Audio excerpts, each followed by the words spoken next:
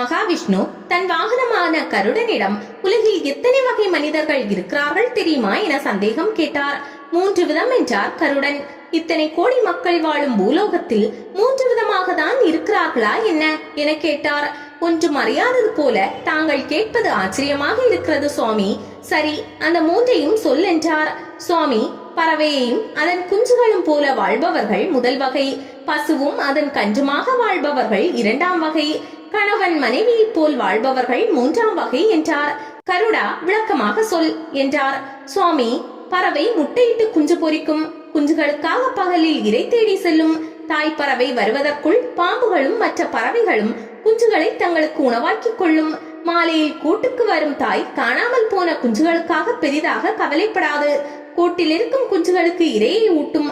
அவற்றுக்கும் பசிக்கான இறைதான் தெரியுமே தவிர தாயை பற்றிய சிந்தனை வராது. வளர்ந்ததும் குஞ்சுகள் பறக்க முயற்சி செய்யும். அப்போது மரத்திலிருந்து கீழே விழுந்து மடிந்து போக மற்றவை உயிர் வாழும். அவ்வளவுதான்.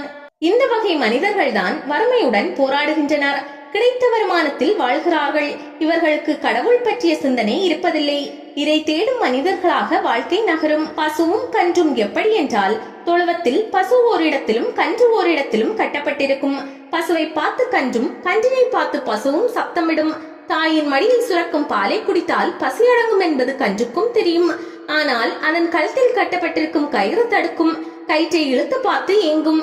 இது போல 2ஆம் வகையினருக்கு கடவுள் சிந்தனை இருக்கும். அவரை அடைந்தால் வாழ்வு சுகம் பெறும் என்பதும் புரியும். ஆனால் குடும்பம், உறவு, பாசம், ஆசை என்னும் கயிற்றில் சிக்கிக் கொண்டு தவிப்பார்கள். 3வது வகையினர் கணவன் மனைவி போன்றவர்கள். எப்படி என்றால், முன்பின் அறியாத பெண்ணை திருமணம் புரிந்த கணவன் முகம் கொடுத்து பேசாமல் ஒதுங்கி செல்வான். ஆனால் அவளோ கணவரை பார்த்த நாளிலிருந்து அவனுக்காக வாழத் தொடங்குவாள்.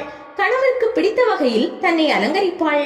பிடித்ததை சமைப்பாள். அவனுக்காகவே பிறந்தவள் என்பதை உணர்த்தி கணவரை தன் பக்கம் கவர்ந்தெழுப்பாள்.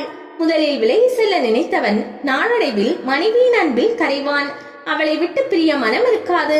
3ஆம் வகையினர் எப்போதும் பக்தியில் ஈடுபடுவர். சோதனையால் முதலில் வருந்தினாலும் கடைசியில் அவர்கள் கடவுளை அடைவர் என்றார். மதிநுட்பம் மிக்க கருடனின் விளக்கம் கேட்ட மகாவிஷ்ணு மகிழ்ந்தார்.